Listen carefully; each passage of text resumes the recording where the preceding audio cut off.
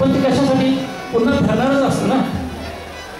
आणि सांगितो म्हणजे समर्पण आहे. हे दे सगळं तिच्या चरणी शरण होत असताना हे सगळं सांडले पाहिजे.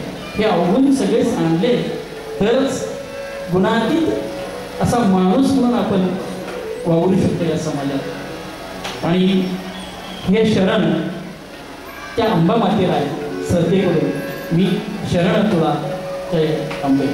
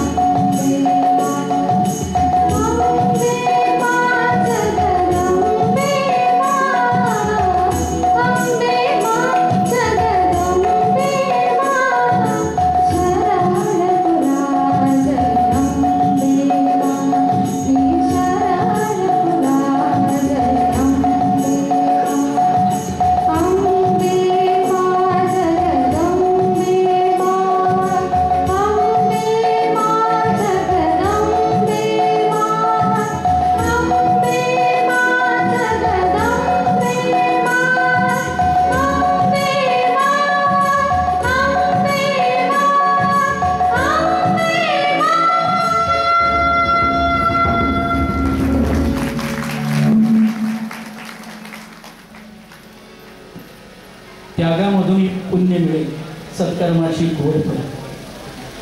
बघूया आपण या नवरात्रीत बरेच जण उपवास करत असाल, तुम्ही सगळे बऱ्यापैकी इथे उपस्थित असणारे सगळेच करत असतील असं समजूया. या 9 दिवसात रोज एका गोष्टीचा त्याग करून बघा. मोह, मद, मत्सर, लोभ या सगळ्यांचा त्याग करून बघा. 9 रंगांची तुम्ही 9 विविध रूप रोज घेता. त्या 9 रंगांबद्दल मी नंतर सांगणार आहे. पूर्वी नव्हते हे 9 रंग, अलीकडच्या 10 वर्षात हे 9 रंग आले. त्याची उत्पत्ती कशी झाली तेही मी नंतर सांगेन. तर बघा, एकदा करून बघा या 9 दिवसात रोज एका गोष्टीचा त्याग करा. बघा तुमच्या स्वतःच्याच मनाला किती समाधान लाभतं. मंडळी, खरं म्हणजे पोटातून गाणं ओठावर येत असताना तेव्हा मध्ये हृदय लागतं. पोटातलं गाणं ओठावर येत असताना वाटेत हृदय लागतं. त्या हृदयाची स्पंदनं एक वेगळाच नाद घेऊन येतात आणि तो नाद सगळ्या अस्मंतात भरून राहतो आणि त्या नाद लहरीवरतीच आपण डोळ्याला लागतो. म्हणजे सुंदर अशा वाड्याच्या झुळकीची रानातली उभी पिकं जेव्हा डोळ्याला लागतात ते भान असतं ते फक्त विठ्ठलाच्या चरणी जाण्यासाठी. असे आपण डोळ्याला लागतो केव्हा त्या हृदयाच्या स्पंदनांना जाग आणतं. आणि त्या हृदयाच्या स्पंदनांना जाग आणण्यासाठी पुन्हा एकदा त्या मातेच्या चरणी शरण जाण्यासाठी अथर्व सज्ज. आई तुझ्या चरणी ही माझी सेवा गोड माते सांगतोय अथर्व.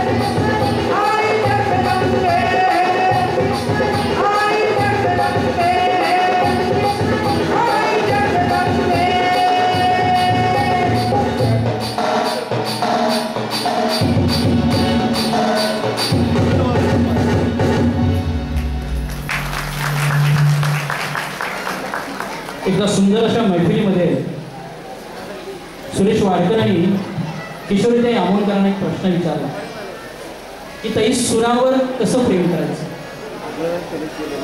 तेव्हा किशोरीताई लगेच उत्तरल्याचे म्हणले की आईला जाऊन विचार. सुरेशजी थोडेसे आश्चर्यचकित झाले आणि मग खुलासा केला किशोरीताईंनी, आई जसं आपल्या मुलावर प्रेम करते ना तसं सुरावर प्रेम करावं. हे सुरावरचं प्रेम होतं. एकदा जोरदार टाळ्या या सगळ्या तिन्ही मुलांसाठी.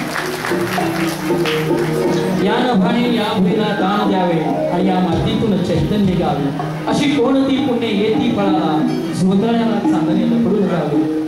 अशा दानांच्या शब्दांना एकत्र करून या असमंताच्या वरतीही भराई मारायला लावणारे राणकवी नादू मानव त्यांच्या सुंदर रचना मी डोरकर आणि रा काकी एकत्र विनंती करते श्रावणीला या नितून सुंदर अशा रचनांसाठी.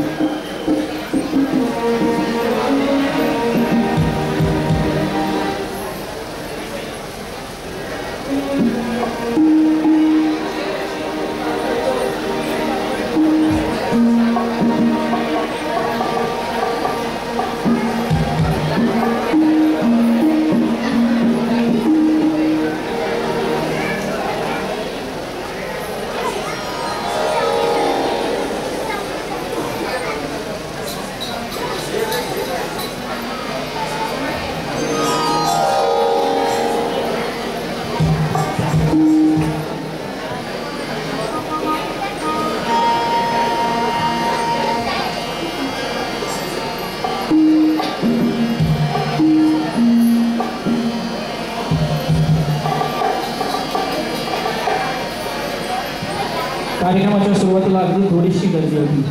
म्हटलं चला गर्दी नसते तरी गर्दी तरी आहे. पण आता गर्दी वाढते त्याचं कारण तुम्हाला माहिती आहे का?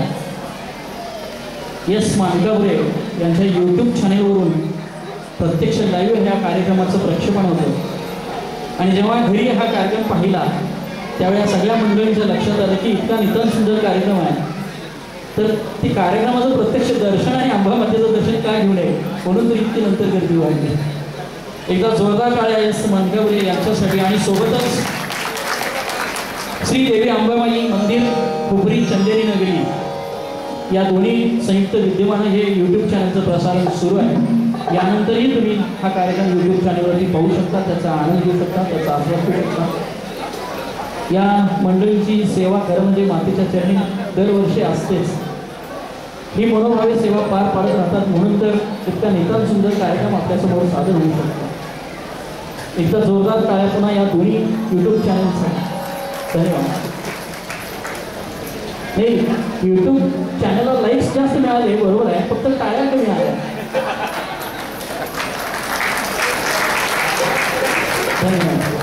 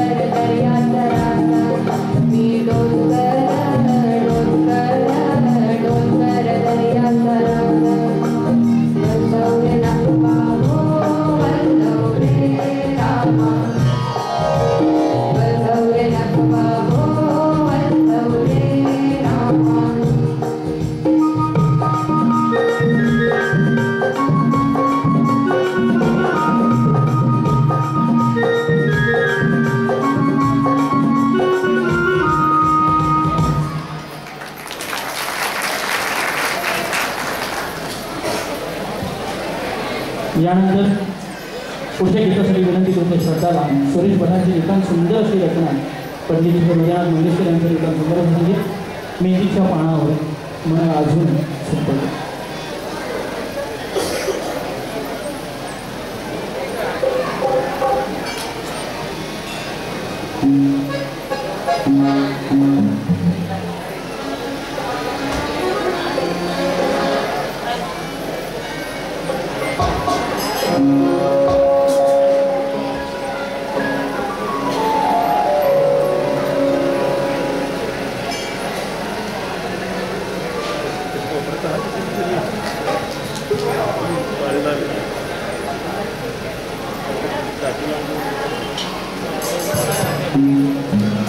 ये लावून टाकू का?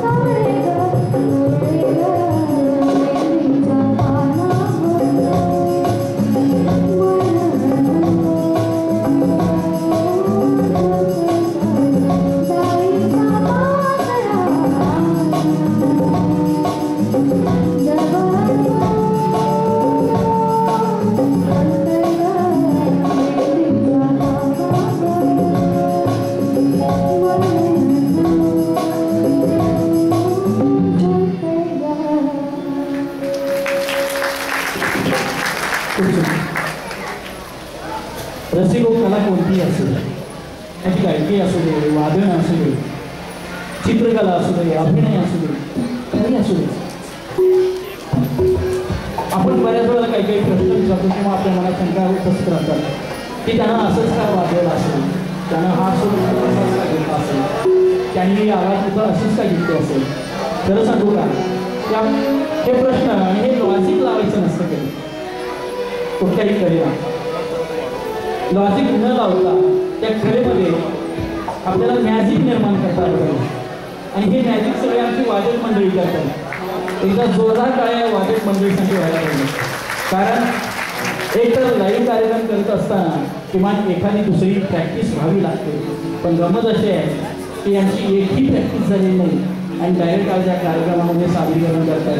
खरं म्हणजे ही मंडळी यांनी इतकं नितांत सुंदर सांभाळून घेतलेलं आहे की प्रत्येकाचा सूर आणि तालवाद्यावरती जे आमचे समर्थ आहेत, आम्ही खरंच समर्थ आहे. कारण तुम्ही आहात पाठीशी, म्हणून तर ही मुलं नितांत सुंदर पद्धतीनं आपले हे स्वरसाद चढवत आहेत. एकदा जोरदार टाळ्या तुम्ही आमच्या वादकांसाठी. तुम्ही बरोबर तर आहेतच आणि ही मंडळी तुम्हाला आता 9 दिवस भेटतच राहणार आहे. वादक मंडळी फक्त इथे ते वेगवेगळे चेहरे असते. मेहंदी लावून झालेली आहे, सुंदर पद्धतीनं रेखाटलेली आहे, वेगवेगळ्या नक्षे आहेत हातावरती, पण ती अजून ओली आहे.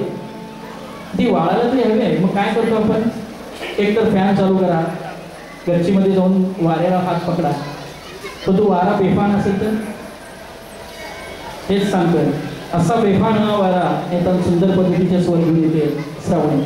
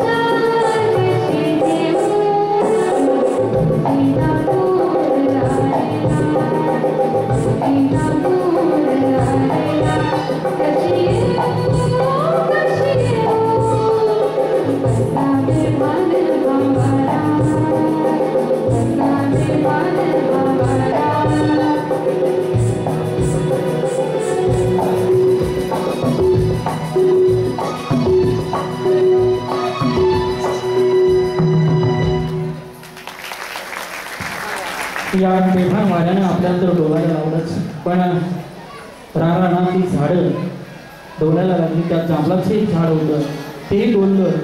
त्या वाऱ्यानं ती जांभळं संपूर्ण झाडाखाली पसरून गेली. पारिजातकाचा जसा सडा पडतो तसा सडा पडला. त्या जांभळाचा एक सुगंध सगळ्या आसमंतात दरवळत राहिला. असाच स्वरांचा आता सुगंध दरवळणार आहे, तो म्हणजे श्रद्धाच्या माध्यमातून. कारण त्या जांभळाच्या झाडाखालीच आता निदान सुंदर ढोल वाजतोय आणि तो ढोल कुणाचा आहे ऐकूया. श्रद्धा करून जांभूळ पिकल्या झाडाला ढोल कुणाचा वाजतो.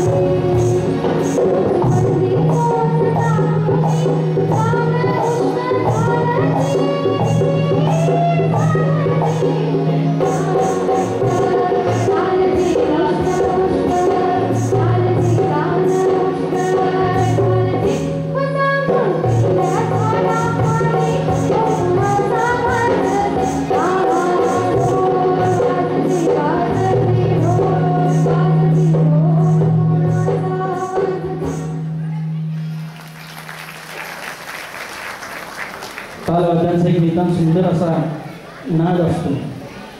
खरं म्हणजे या मंचावरती आणि या नवरात्रीच्यामध्ये माझा हा 4था कार्यक्रम आणि 4ही कार्यक्रमाच्या वेळेला एक व्यक्ती नेहमी सोबत असायची, जिच्या तालानं सगळं भान अर्पून जायचं, विसरायला व्हायचं.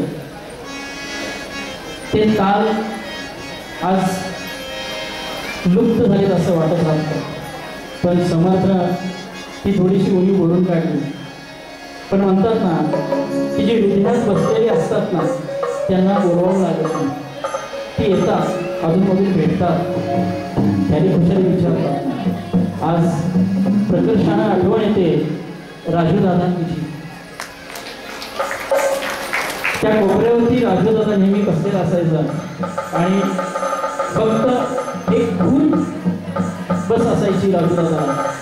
सागर सरांनी सांगितलं की दादा हे गीत आहे, ओके, एवढीच मान हलवणार आणि राजू दादा परत आपली ही सगळी कोठं शाही गात्र त्या वाद्यांमध्ये बसवून जायचा आणि भान हरपून जायचा स्वतःचं. तसंच लोकांचंही भान हरपून टाकत होता. त्या राजू दादाला मनोमन विनम्र अभिवादन. जिथे असतील तिथे सुद्धा तू तालांमध्येच गुंग असतील हे मात्र नक्की.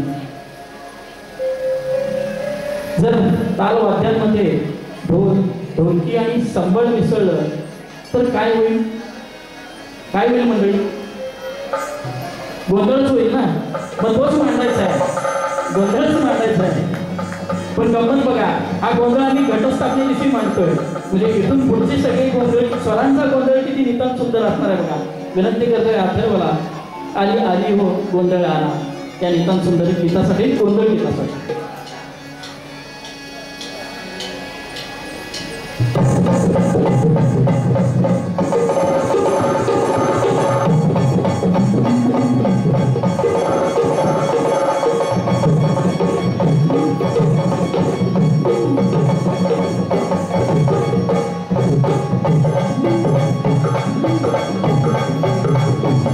Hare Hare Bol Hare Bol Hare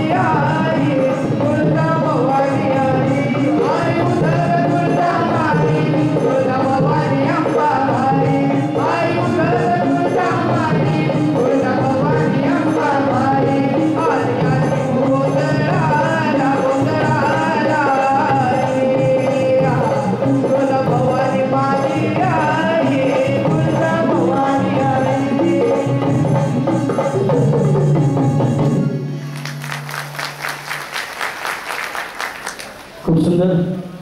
एक गोंधळ जरी असला तरी सुरांचा नितांत सुंदर असा मेळ होता आणि तो मेळ आपल्या सगळ्यांना डोळ्याला लावला. एकदा जोरदार टाळ्या अथर्वसाठी आणि आमच्या या सगळ्या बालक मंडळीसाठी. पुन्हा एकदा श्रावणीला विनंती आहे की नितांत सुंदर अशा या भावातीत स्वरांना पुन्हा एकदा आळूया या अंबा मातेला. आदिमाया अंबाबाई.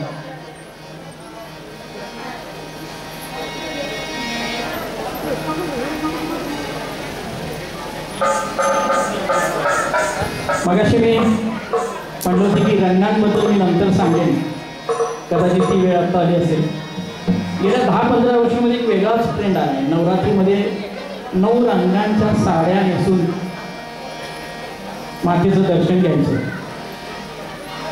मला वाटतं इथं जाणकार मंडळी आहेत, त्यांनाही फक्त आठवण करून देतो, त्यांच्याकडून आठवण घेतो. 20 वर्षापूर्वी हा ट्रेंड होता का हो? होता? बरं, हे आलं कुठून? आलं कुठून? हे 9 रंग आले कुठून? एकदा ताईबाई असतो माहिती का, खेडेगावात बऱ्याच सगळं ताईबाई माहीत असतं. एका घरामध्ये ताईबाईचा कार्यक्रम होता आणि त्या घरामध्ये पाळीव मांजर होतं. त्या मांजरावरती प्रत्येकाचा जीव होता. दरवर्षी ते ताईबाईचा सुंदर कार्यक्रम करायचे, भक्तिभावना महाप्रसाद ठेवायचे आणि तो कार्यक्रम पार पडायचा. पुढच्या वर्षी कार्यक्रम पुन्हा ताईबाईचा आला. त्यावेळेला त्या बाईंना सूनबाई आल्या. मग त्या म्हणल्या की आता सूनबाईला हाताशी धरून आपण हा कार्यक्रम पार पडूया. सूनबाई भक्तिभावानं ते कार्यक्रम पार पडत होत्या. एके वर्षी काय झालं, प्रसादाचं जेवण सुरू होतं आणि इतक्यात त्या पाळीव मांजरानं त्या एका भांड्यामध्ये तोंड घातलं. बाईला वाईट वाटलं की म्हणजे इतका सुंदर कार्यक्रम होता देवीचा आणि मांजरानं तोंड घातलाय. त्या बाईने परत सगळा स्वयंपाक बनवला. त्याच्या पुढच्या वर्षी त्यांनी पहिली एक गोष्ट केली, ते मांजर शोधलं कुठे आहे ते बघितलं. त्या मांजराला टोपलीखाली झाकून ठेवलं आणि मग ताईबाईचा तो कार्यक्रम त्यांनी पार पाडला. त्याच्या पुढच्या वर्षी दुर्दैवानं त्या सासूबाईंचं निधन झालं. आता जबाबदारी सूनबाईंच्यावरती आली. सूनबाईंनी पण पहिल्यांदा बघितलं मांजर कुठं आहे. ते मांजर घेतलं, टोपलीखाली झाकून ठेवलं, ताईबाईचा स्वयंपाक पार पडला. त्याच्या पुढच्या वर्षी पुन्हा ताईबाईचा त्यावेळेला कार्यक्रम आला. त्यावेळेला दुर्दैवानं त्या घरातल्या पाळीव मांजराचं निधन झालं होतं. सूनबाईंना प्रश्न पडला, घरात मांजर नाही, ताईबाईचा कार्यक्रम करायचा कसा? मांजर तरी पाहिजे, त्या मांजराला घेतलं पाहिजे, टोपलीखाली झाकून ठेवलं पाहिजे, मग ताईबाईचा कार्यक्रम केला पाहिजे. त्यांनी आपल्या नवऱ्याला सांगितलं की जा काही करा, कारण मांजर घ्या. त्यांनी शेजारचं मांजर आणलं, टोपलीखाली झाकून ठेवलं आणि कार्यक्रम केला. गमत बघा, सासूबाईंनी कधीच सांगितलं नाही की त्या मांजराला मी का टोपलीखाली झाकून ठेवतोय आणि सूनबाईंनी कधीच विचारलं नाही की तुम्ही त्या मांजराला का टोपलीखाली झाकून ठेवता. ते मांजर प्रसादामध्ये तोंड घालत असतं म्हणून त्याला टोपलीखाली झाकून ठेवलं असतं. या दोघींनी एकमेकींना सांगितलं नाही आणि ही अंधश्रद्धा अशा पद्धतीने श्रद्धा बघत पुढे आली. तशीच तुमच्या रंगांची श्रद्धा पुढे आली. एका मी त्या वृत्तपत्राचं नाव घेत नाही, वृत्तपत्राचा खूप कमी नाव होता मुंबईच्या ठिकाणी, म्हणून त्यांनी एक छोटीशी जाहिरात दिली होती की नितांत सुंदर असा नवरात्रीचा उत्सव आहे आणि तुम्ही तुमच्या वेगवेगळ्या रंगांची आवड असेल तर त्या रंगांच्या अनुषंगाने तुमचे फोटो द्या, आम्ही त्या फोटोंना आमच्या वर्तमानपत्रामध्ये प्रसिद्धी देऊ. आणि त्यांनी ती दिली. त्यानंतर हा सगळा ट्रेंड एका घरातून गल्लीत आला, गल्लीतून एका नगरात गेला, नगरातून शहरात, पूर्ण शहरभर झाला आणि शहरभरानंतर तो आता संपूर्ण महाराष्ट्रात पण.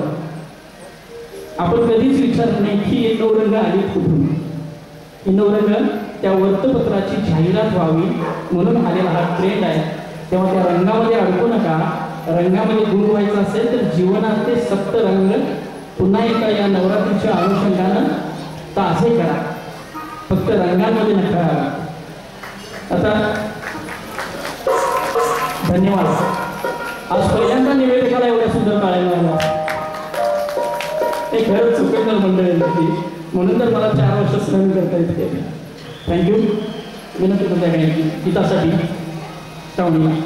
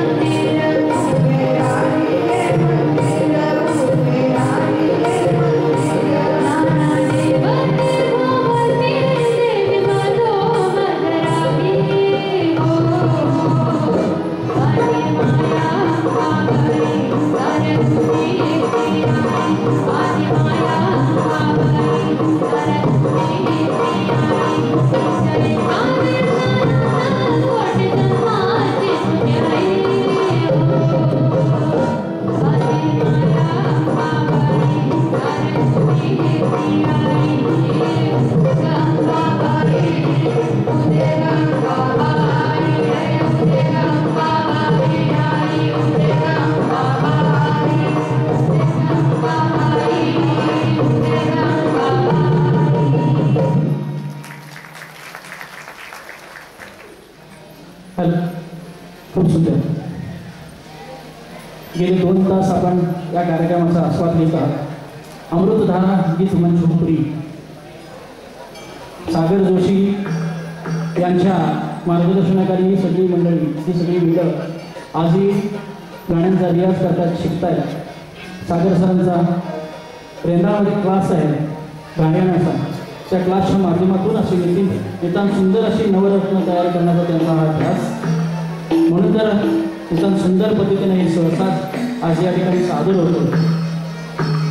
आपल्या कार्यक्रमाच्या उत्तरार्धाकडे वळत असताना माझी एक छोटीशी जबाबदारी राहते, ती जबाबदारी मला पार पाडावी लागेल. अर्थातच ही वादळ मंडळी 9 दिवस तुमच्या सोबत असणार आहे. यापैकी कीबोर्डवरती आहेत आपले सुनील गुरव सर. एकदा जोरदार टाळ्या सुनील सर. ॲक्टोपॅडवरती आहेत आमचे सचिन देसाई आणि तबला ढोलक ढोलकी यावरती आहेत आमचे समर्थ कांबळे. गंमत बघा, क्रिकेटमध्ये सुनील गावस्कर ज्या पद्धतीनं विश्वविख्यात झाले तसेच आमचे सुनील गुरव सर या हुपरीमध्ये विख्यात आहेत. आणि